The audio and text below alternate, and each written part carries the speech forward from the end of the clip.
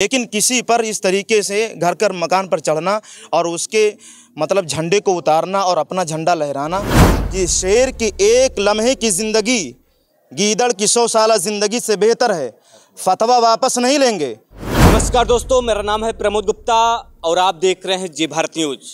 इस वक्त मेरी मौजूदगी बहराइच के एक मदरसे में है और यहाँ पर टीचर्स भी हैं और बच्चे भी हैं और हम आज जानने की कोशिश करेंगे कि आखिर मदरसे में बच्चों को पढ़ाया क्या जाता है, क्योंकि मदरसे के बारे में बहुत सी सारी चीज़ें हैं जो कहा जाता है, गलत गलत तरीके से बातें की जाती हैं उनके बारे में, सोशल मीडिया पे तैरती रहती है। तो बच्चे हैं, उनसे ही बातचीत करेंगे। क्या नाम हुआ?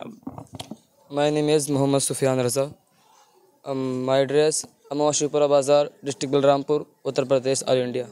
इंग्लिश बहुत अच्छी बोल लेते हैं, कैसे सीख लिए? कहते तो हैं मदरसे में बच्चे इंग्लिश नहीं बोलते हैं। नहीं, बिल्कुल बोलते हैं, पढ़ते भी हैं। हमारी बाकायदा घंटी भी बनी हुई है, पढ़ने भी जाते हैं। अच्छा, इंग्लिश में अभी तक इंग्लिश में क्या क्या पढ़े हैं आप? नहीं, बस अभी जल्दी ही आए यहाँ पर, नई एडमिशन लिए हैं, इसलिए थोड़ा बहुत पढ़े। नहीं, इतना नहीं पता है मगर थोड़ा। अच्छा, और क्या क्या पढ़ते हैं जैसे मदरसे में? और बाकी सारी किताबें पढ़ाई जाती हैं जो पढ़ी जाती हैं। कौन कौन सी, जैसे क्या क्या पढ़ाया जाता है? अभी आपका क्या नाम हुआ? जी सर, माय नेम इज़ कौशल रज़ा। कौशल रजा जी, क्या हाल चाल है? बढ़िया सब ठीक ठाक है। मदरसे के बारे में चीज़ें सुनते, बाहर क्या लिखी जाती है? जी क्या कहा जाता है? जी, जो लोग कह रहे हैं गलत कह रहे हैं। हम सब अच्छी तरबियत हम सबको दी जा रही है, बहुत अच्छा तरबियत दे रहे हैं, हर एक चीज़ पढ़ाई जा रही है। पढ़ाई जाती है अच्छी तरीके से जी। लेकिन कहते हैं मदरसे में बच्चे आतंकवादी बन रहे हैं, यहाँ से निकल रहे ये हैं। ऐसा कुछ नहीं, गलत है सर। ऐसा कुछ नहीं है। यहाँ पे अच्छी सीख दिखाई जाती है, अच्छी बातें बताई जाती है। और क्या बात करना चाहिए वो सब बताते हैं, बड़े का अदब करना चाहिए, छोटे से मोहब्बत करनी चाहिए, सब बताते हैं मदरसे में। अच्छा, ये सिखाते हैं मोहब्बत करना, लेकिन जो लोग बाहर कर रहे हैं ये सब गलत है सर, बहुत सारा गलत है, बहुत ज़्यादा गलत। आपके मन में गुस्सा आता है कि इन सब चीजें क्या चल रही हैं? जी, ये गलत कर रहे हैं, हम सबको कह रहे हैं दंगा फसाद करना, ऐसा कुछ नहीं। अच्छा, दंगे की आप बात करें तो आपके शहर में एक दंगा हो गया, तो किस तरीके से देखते हैं आप, क्या देखते हैं उसको? जी, ये कुछ ऐसा कुछ नहीं है, बाकी हम सब पे जो कर रहे हैं कौम पे असर पड़ता है, ऐसा कुछ नहीं करना चाहिए लोगों को, ये गलत बात है। मजहब ऐसा हमारा नहीं सिखाता है जी। मजहब नहीं सिखाता आपस में बैर रखना। हिंदी है, हम वतन है हिंदुस्तान, हिंदुस्तान हमारा। तो सर, हिंदुस्तान हम सबका है। जी जी खूबसूरती के लिए जी जी, हम सबको आगे मेहनत तो मशक्क़त किया हिंदुस्तान के लिए, ठीक है। जब इस देश को गुलाम किया गया तो ऐसा नहीं कि सिर्फ एक ही लोगों ने मेहनत तो मशक्क़त किया हो, उन लोगों ने मेहनत किया, हम लोगों ने भी मेहनत मशक्क़त किया।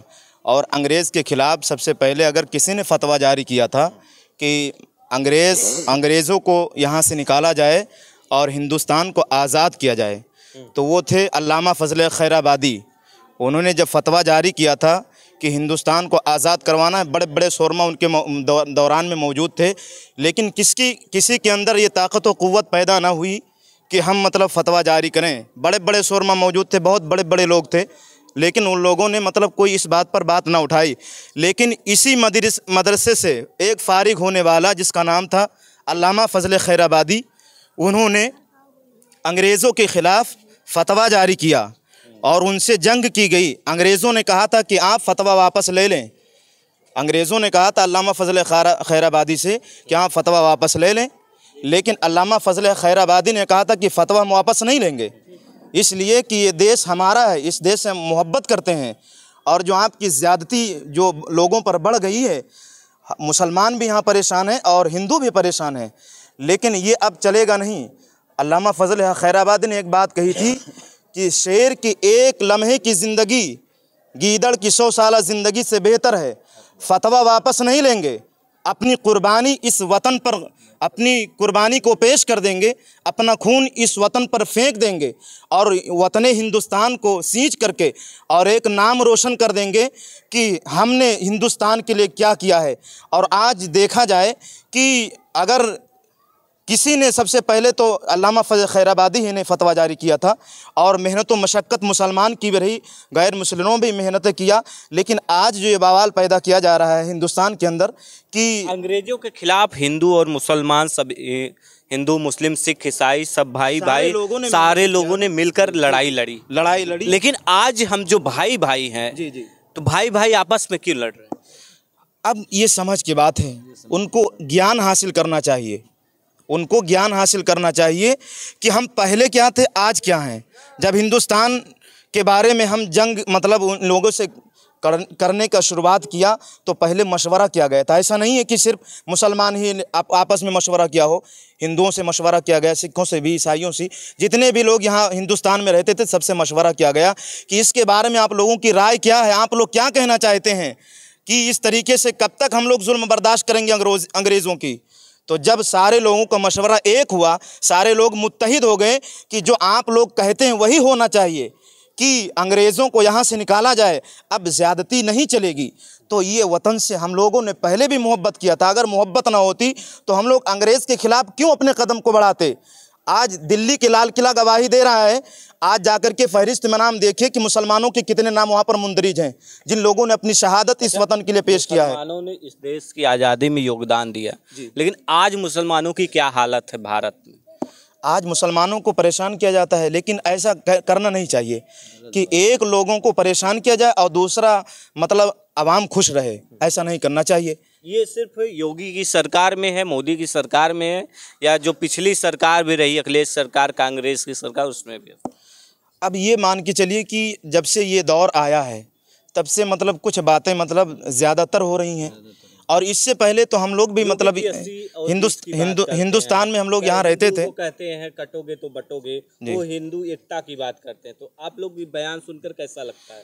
अब जैसे वो योगी हैं, मतलब यहाँ मतलब जो कुछ हिंदुस्तान को चलाते हैं, देखभाल करते हैं, लेकिन वो भी मतलब समझदार, वो भी जानते हैं कि हिंदुस्तान में मुसलमान भी रहते हैं, हिंदू भी रहते हैं, तो सबको इकट्ठा करके अगर बयान करेंगे कि हिंदू मुस्लिम में एकताई रहे तो बहुत अच्छी बात होगी।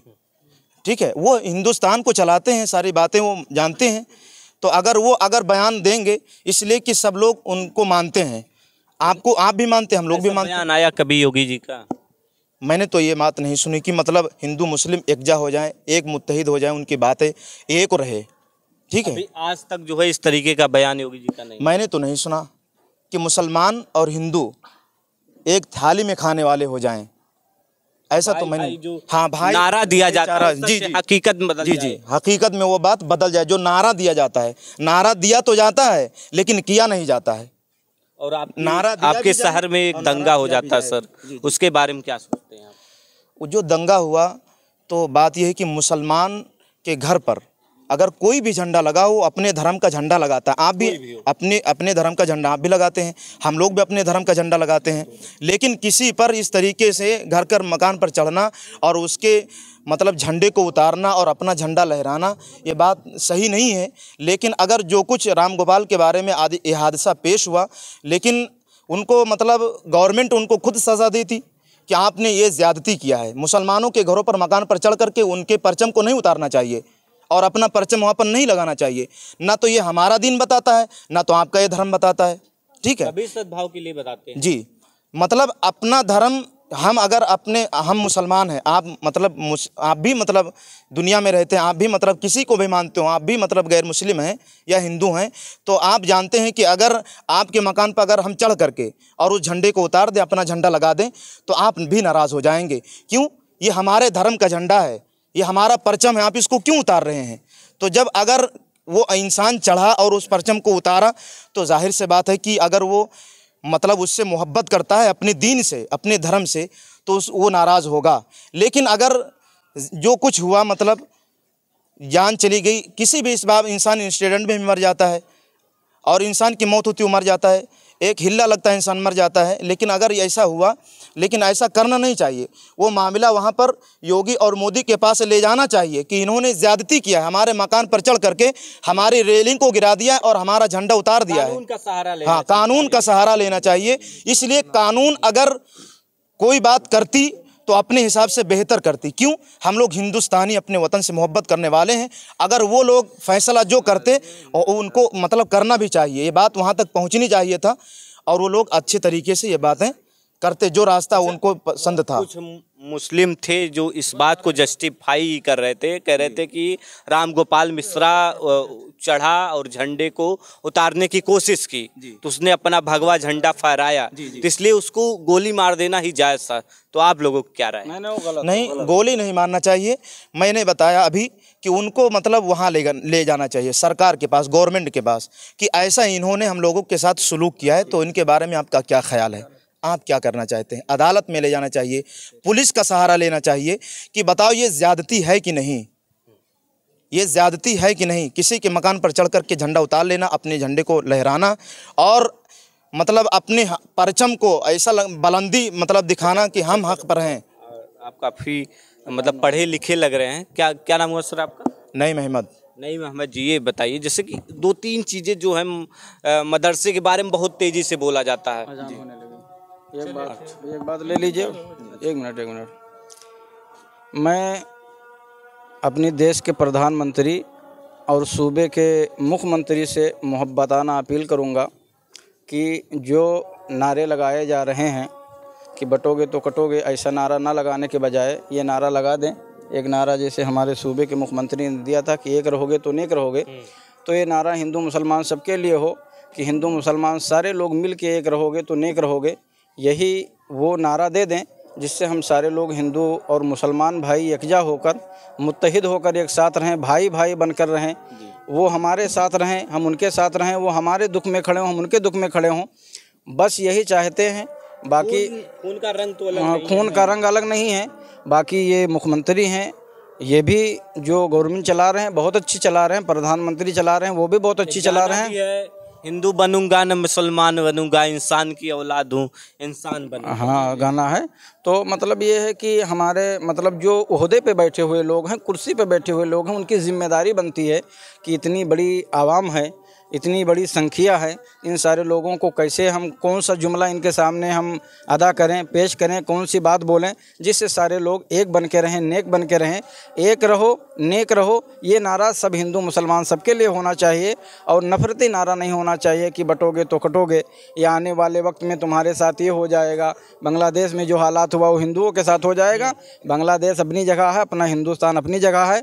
हमारा हिंदुस्तान अच्छा था, अच्छा रहेगा। जैसे हमारे अल्लामा इकबाल ने कहा है कि सारे जहां से अच्छा हिंदुस्तान हमारा, हम बुलबुलें हैं इसकी, ये गुलसिजा हमारा, मज़हब नहीं सिखाता आपस में बैर रखना, हिंदी है हम वतन है हिंदुस्तान हमारा। बस यहीं पे बात ख़त्म कर रहे हैं और अब ये मैसेज हमारी हुकूमत तक पहुंचा दी जाए। हिंदी हैं हम वतन है हिंदोसिता हमारा। तो ये सारे जहां से अच्छा का आप सभी ने पाठ किया होगा, स्कूलों में अक्सर जो है गाया जाता है। तो भी हम जो है पहुंचे थे एक मदरसा में, मदरसा के बारे में जो है कई बातें कही जाती हैं। फिलहाल आप क्या सोचते हैं ये कमेंट हमें जो है आप ज़रूर करके बताइएगा।